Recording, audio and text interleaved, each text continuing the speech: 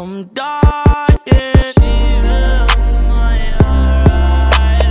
Can't find her, someone to.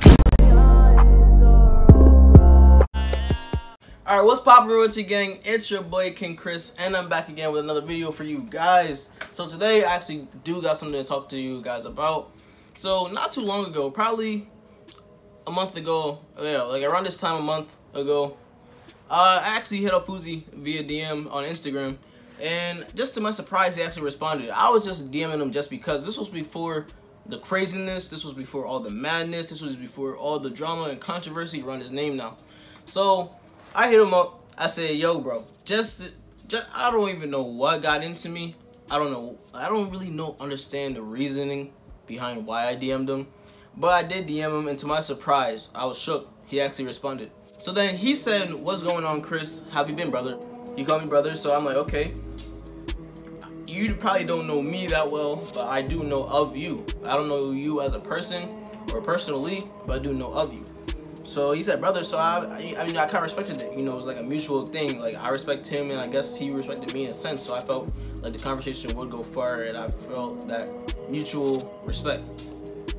So I said, I've been good, but bro, are you good? You know, just asking. Because I remember before, like, okay, around this time last year, right? He was doing that homeless thing. I'm pretty sure y'all remember the butterfly effect.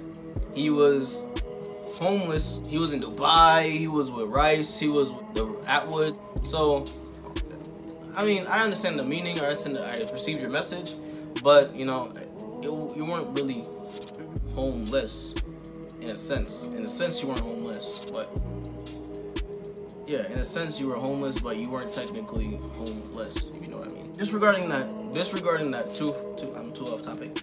And then he was like, I've never felt better. He said, I've never felt better. I'm more alive and awake. You need to understand the universe and know your surroundings. Even though he did use the wrong your.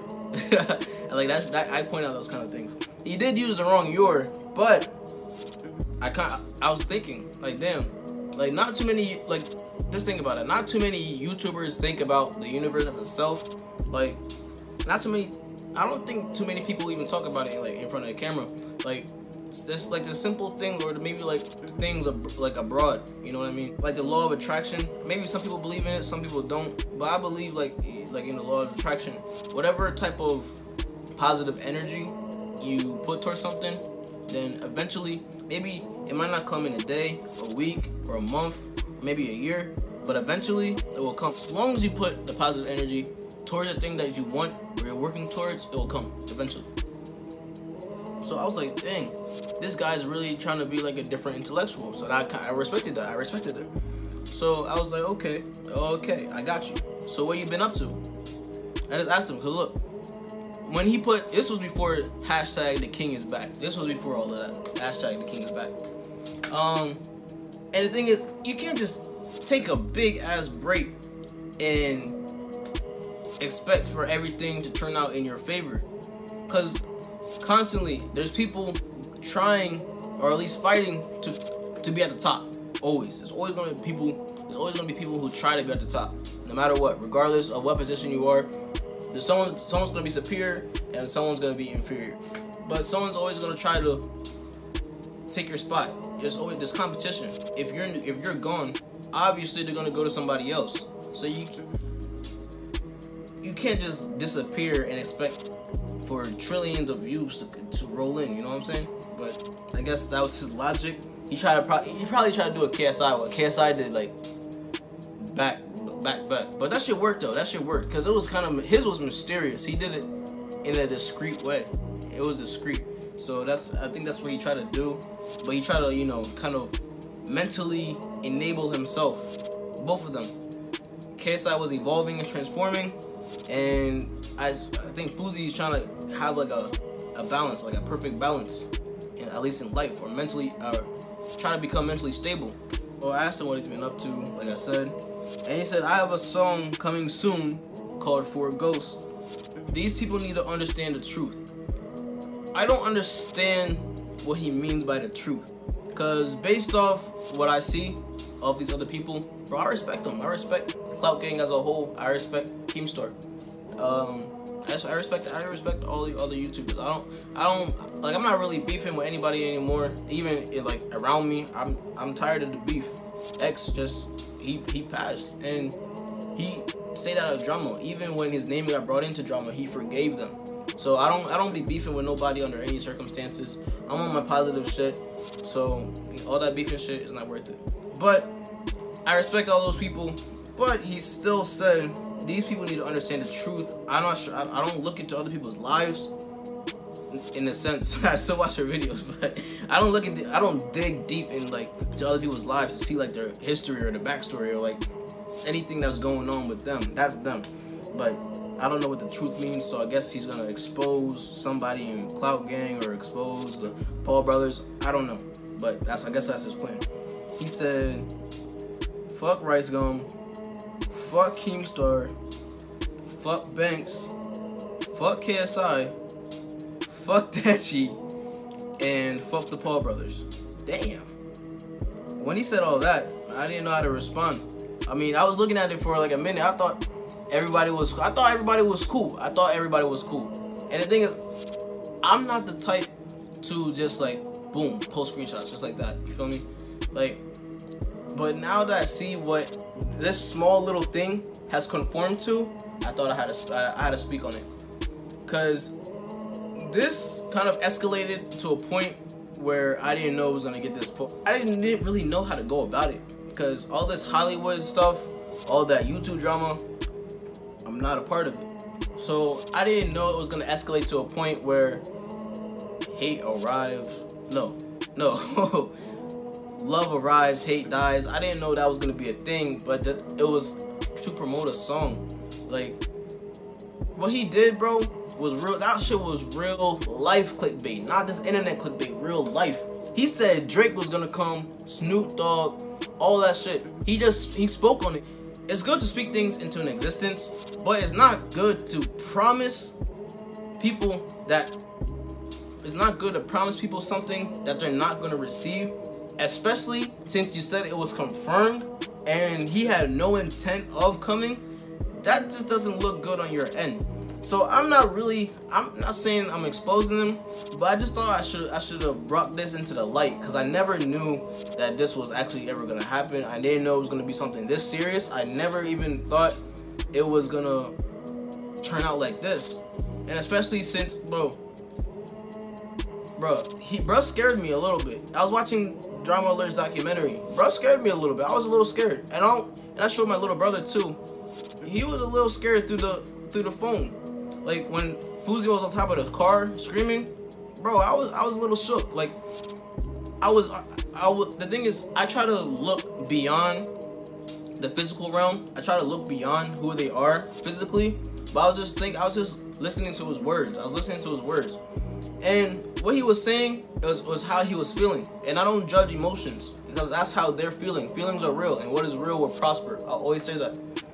So what he was feeling was real, but the way he delivered the message, I was kind of intimidated. I was surprised. I was shook, because he didn't have to do it like that. I mean, I'm still surprised. Like I'm having like a mental replay.